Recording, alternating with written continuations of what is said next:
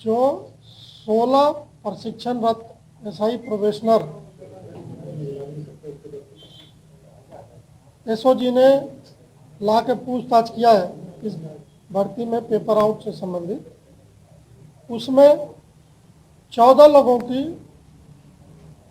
जो जुर्म में शरीक होना कंफर्म हो गया है। 2 लोगों के बारे में अभी अनुसंधान चल रहा है। ये जो 14 लोग अरेस्ट हुए हैं, इनका हम सूची आपको पुस्तक से संलग्न कर देंगे। वैसे आपकी सुविधा के लिए मैं एक बार नाम पढ़ देता हूँ। नरेश बिश्नोई सांचौर, नारंगी बिश्नोई सांचौर, राजेश्वरी सांचौर, गोपीराम जांगू बाड़मेर, श्रवण कुमार बिश्नोई गुड़ामलानी, चंचल फिटकासनी जोधपुर, मनोहर बिश्नोई बाड़मेर, सुरेंद्र बिश्नोई सांचौर, करणपाल गोदारा, विवेक भांबू, ये विवेक भांबू जो यूनिक भांबू है उसका भाई है, एकता कुमारी, रोहितास कुमार चुरू, भगवती बिश्नोई सांचौर और प्रेम सुखी, ये कुल 14 लोगों को गिरफ्तारी कंफर्म कर रहे हैं। 2 लोग जो सिलेक्ट हुए थे सब इंस्पेक्टर प्रोबेशनर के रूप में, लेकिन उन्होंने ज्वाइन नहीं किया, वो ऑलरेडी हमारे दूसरे मुकदमों में जुडिशियल कस्टडी में है। राजेंद्र यादव जो हर्षवर्धन मीना के साथ नेपाल से पकड़ा गया था, और अशोक नाथावत जो सीनियर टीचर पेपर लीक में अभी पुलिस रिमांड पे है। तो 14 ये और 2 टोटल 16 लोग आज के डेट में इस 20 एफआईआर नामजद में से अरेस्ट है। आगे का अनुसंधान चल रहा है, जो प्रोग्रेस होगा वो आपके साथ शेयर करेंगे। सेंटर से एक जना गिरफ्तार हुआ। सेंटर से तो सेंटर जो सुप्रिटेंडेंट है उनको पुलिस ने एसओजी ने अरेस्ट किया। राजेश खंडेलवाल। सर किस तरह क्या भूमिका रही है इनकी, किस तरह आपस में रिश्तेदार हैं, किस तरह पेपर लीक होता है, कैसे सेंटर तक जाता है? देखिए, इस सेंटर पे इस गैंग का एक गिरोह का सदस्य आदमी इन्विजिलेशन ड्यूटी में था, उसने ही पेपर आउट किया था। फिर उसका सॉल्यूशन निकाल कर, चूंकि यह परीक्षा 3 दिन चली थी, तो यह पेपर निकाल के और सॉल्यूशन करके फिर अलग अलग गिरोह के सदस्यों ने अलग अलग जगह अलग लोगों को पढ़ाया है। उसमें से ये जो 20 लोग हैं, इनके बारे में पुख्ता जानकारी मिली थी, तो इसलिए इनको डिटेन करके इनसे जो इसमें से 16 लोगों को डिटेन करके पूछताछ चल रही थी। इसमें से 14 का कंफर्म हो गया, इसलिए उनको अरेस्ट कर रहे हैं। बाकी जो 2 हैं उनके बारे में अनुसंधान चल रहा है। सर पेपर लीक हुआ था, डमी कैंडिडेट बैठे थे, इसका मतलब अब क्या परीक्षा भी रद्द होगी? ये हमारे इसके बारे में फैसला मैं करने में सक्षम नहीं हूँ। जो पूरी हालात होगी उससे सभी जो सक्षम अथॉरिटी है उनको अवगत कराएंगे।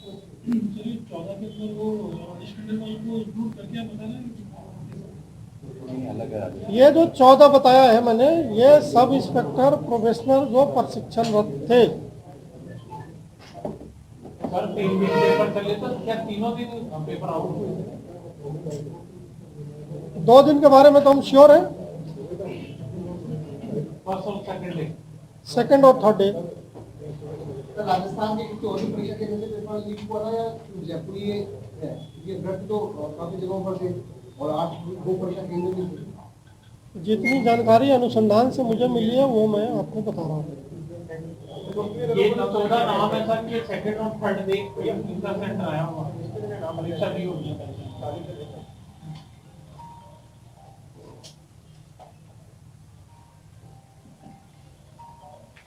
Thank you so much sir. तो इस दौरान ये आपने सुना एडीजी एसओजी वीके सिंह को, और उन्होंने बताया कि कैसे इस मामले को लेकर के टीम ने एक्शन लिया। और पेपर लीक मामले में बड़ा अपडेट यही है कि बाकायदा एसओजी ने बताया है कि कुल 16 लोग पकड़े गए, 14 की गिरफ्तारी हो गई, 2 से पूछताछ अभी भी की जा रही है। 2 आरोपी ज्वाइन नहीं कर पाए, लेकिन उससे पहले क्योंकि इसमें जिस तरीके से कई नाम सामने आए हैं और इसमें किरोड़ी लाल मीणा जो कि कैबिनेट जो मंत्री हैं वो ये कहते हुए नजर आते हैं कि इसमें पूर्व मंत्री विधायक इसमें शामिल रहे हैं, उनकी संलिप्तता रही है और सीएमओ तक का उन्होंने कहा, जिक्र किया कि वो सब इसमें शामिल रहे हैं, सभी की जांच की जाएगी। उन्होंने कहा कि पेपर में लिखा कुछ नहीं लेकिन नंबर पूरे मिले और इन सभी चीज़ों को लेकर के फिलहाल जांच अभी की जा रही है। हमारे जो संवाददाता हैं वो इस वक्त हमारे साथ लगातार बने हुए हैं। सोमू का जरा वापस से रुख कर लेते हैं। सोमू, ये जो बयान है ये आने वाले, क्योंकि अब लोकसभा चुनाव भी सिर पर है, अब आप इसको राजनीति से भी जोड़ करके देखें तो क्या एक बड़ा मुद्दा इस वक्त बीजेपी के पास है और वो बार बार इस मुद्दे को, क्योंकि पहले विधानसभा चुनाव में भी इस मुद्दे को खूब उठाया गया था, सरकार आने दीजिए हम एक्शन लेंगे, और अब इसको कैश भी करेंगे। अब जाहिर तौर पे कैश तो करेंगे ही। आज भी जब हमने युवाओं से बातचीत की और जो खास तौर पे भर्ती परीक्षाओं की तैयारी कर रहे थे, उनमें से कुछ युवा तो ऐसे भी थे जिन्होंने एसआई भर्ती की परीक्षा भी दी थी। उन सबका साफ तौर पर यही कहना था कि विधानसभा चुनाव में हमने यही सोचकर भारतीय जनता पार्टी को वोट किया था कि पेपर लीक की घटनाएं जो हो रही हैं लगातार, उससे हमें निजात मिल पाएगी। और जाहिर तौर पे जब एसआईटी का गठन हुआ और उसके बाद से इस तरह की कार्रवाई हो रही है, तो जो युवा हैं जो भर्ती परीक्षाओं की तैयारी कर रहे हैं, उनके मन में काफी एक जो है वो उत्साह भी है और साथ ही साथ आप ये कहिए कि एक सकारात्मक संदेश भी गया है सरकार की इस कार्रवाई से। तो जाहिर तौर पे अब क्योंकि चुनाव सर पर हैं, तो भारतीय जनता पार्टी इस पूरे अभियान को जो है वो कैश करने की कोशिश तो करेंगे ही, और एक बार फिर से ये कोशिश करेंगे कि आने वाले लोकसभा चुनाव में भी जब वोटिंग हो तो युवाओं का वोट जो है वो भारतीय जनता पार्टी के पक्ष में जाए। देखिए जो स्टैट्स हैं शुभेंदु, क्योंकि 30% के आसपास की आबादी ऐसी थी जो कि उन युवाओं की थी जो भर्ती परीक्षाओं की तैयारी करने के लिए पात्र हैं, तो जाहिर तौर पे उस बड़ी आबादी को एक संदेश देकर के कि पेपर लीक माफियाओं के खिलाफ सरकार बहुत मजबूती से कार्रवाई कर रही है, तो उसको अपने पाले में लाने की कोशिश है। लेकिन एक और सवाल है इसके साथ साथ कि जो बजट में घोषणा हुई थी कि हम नई भर्तियां लाएंगे, उसको लेकर के अब तक कुछ शुरू नहीं हो पाया है और ऐसी चर्चा है कि अब आचार संहिता जबकि लग जाएगी थोड़े दिनों के बाद, तो क्या उससे पहले कोई ऐसा नोटिफिकेशन आ सकता है, यह भी एक सवाल है। साथ ही साथ कुछ युवाओं के मन में यह सवाल भी जरूर है कि क्या ये सारी कार्रवाई जो है वो लोकसभा चुनाव के बाद भी उस तरह से जारी रहेगी। लेकिन फिलहाल इतना जरूर कह सकते हैं कि इन सभी कार्रवाइयों से भारतीय जनता पार्टी ने और सरकार ने युवाओं के मन में एक सकारात्मक संदेश जरूर दिया है और इसका असर जो है आने वाले लोकसभा चुनाव में निश्चित रूप से देखने को मिलेगा। पेपर लीक और एसआई भर्ती मामले को लेकर के जो तस्वीरें सामने आई हैं और जो बयान सामने आए सोमू, बड़े हैरान और चौंकाने वाले हैं इसमें, क्योंकि ये कहा गया कि पेपर में लिखा कुछ भी नहीं लेकिन नंबर पूरे आए। ये गणित क्या है, ये थोड़ा सा इसके बारे में बताइए, क्योंकि इसको लेकर के बड़े आरोप यहाँ जो मंत्री हैं किरोड़ी लाल मीणा, उन्होंने भी लगाए। निश्चित रूप से उन्होंने कई गंभीर आरोप लगाए और उसके साथ साथ हमने ये देखा कि सोशल मीडिया पर भी कई सारे ऐसे मॉक इंटरव्यू के जो वीडियोस हैं उन अभ्यर्थियों के जो चयनित हुए हैं उनके तैर रहे हैं, खूब वायरल किए जा रहे हैं, जिसमें वो आसान से आसान सवालों का जवाब नहीं दे पा रहे हैं। तो जाहिर तौर पे ये एक बहुत बड़ा सवाल जो है वो उठता है कि आखिर ऐसे लोग जो कि इतने आसान सवालों का जवाब नहीं दे पा रहे हैं, वो उस परीक्षा में कैसे पास करके वहां तक पहुंचे। न सिर्फ पास किया उन्होंने रिटर्न परीक्षा, बल्कि उसके बाद जो इंटरव्यू था उनका, उसमें भी उन्होंने अच्छा स्कोर किया और फिर वो जाकर के अब ट्रेनिंग ले रहे थे। तो जाहिर तौर पे ये बहुत बड़ा सवाल है कि क्या सिर्फ पेपर लीक करने तक ये बात सीमित है या फिर इसके इतर भी नेक्सस है जिसका जिक्र लगातार हो रहा है कि ये सिर्फ एक व्यक्ति का काम नहीं है, एक समूह का काम नहीं, गिरोह का काम नहीं है, उसमें कई सारे जो तत्व हैं वो सम्मिलित हैं और जब परतें खुलेंगी तो बहुत दूर तक बात जाएगी। वही देखना है कि जांच किस तरह से हो पाती है और जो कई सफेद पोस्ट जिसका जिक्र बार बार कर रहे हैं किरोड़ी लाल मीणा, क्या वहां तक जो एसओजी की टीम है वो पहुंच पाती है या फिर सिर्फ ये बयानों तक ही सीमित रहता है। सबकी नजरें इस बात पर टिकी हुई हैं, अभ्यर्थियों को भी इस बात का इंतजार है। अच्छा सोमू, एक चीज़ और भी है, जब भी कोई एक्शन होता है तो उसकी टाइमिंग को लेकर के हमेशा से सवाल उठते हैं। आज देखा गया था सुबह राहुल गांधी जब उनके बयान सुर्खियों में थे, पेपर लीक को लेकर के बड़े हमलावर नजर आए थे और उसके तुरंत बाद से ही देखा कि राजस्थान में बड़ी हलचल नजर आ रही है। किरोड़ी लाल मीणा बहुत एक्टिव हो जाते हैं, वो एसआईटी की टीम से मिलने के लिए पहुंच जाते हैं, कहते हैं कि मेरे पास जो तथ्य हैं, मेरे पास सबूत हैं, वो मैं पेश कर रहा हूँ। तो क्या ये टाइमिंग को लेकर के सवाल उठना लाजमी है या पहले से कुछ तैयारी थी राजस्थान में? जी देखिए, इस मामले में कम से कम एसओजी की तरफ से तो ये जरूर कहा जा सकता है कि उनकी तैयारी थी, एक रूटीन प्रोसेस के तहत उन्होंने काम किया है। जहां तक मंत्री किरोड़ीलाल मीणा का सवाल है, वो जानते हैं कि वो किस तरह से सुर्खियों में रह सकते हैं, किस तरह से काम कर सकते हैं। देखिए, जब वो विपक्ष में थे तो लगातार अपने आंदोलनों के जरिए उन्होंने मीडिया में और आसपास में बहुत अच्छी जगह बनाई थी और लगातार वे दिखते रहते थे, खूब आंदोलन किए उन्होंने। इस बार जब सरकार बनी तो जब उन्हें कैबिनेट मंत्री बनाया गया, उसके बाद भी हमने देखा कि जो आरएस भर्ती परीक्षा के अभ्यर्थी जो है वो आंदोलन कर रहे थे मेंस की परीक्षा की तारीख बढ़ाने को लेकर के, तो उनकी भी उम्मीद बार बार जाके किरोड़ीलाल मीणा पर टिक रही थी और वह भी उन पर सवाल उठा रहे थे।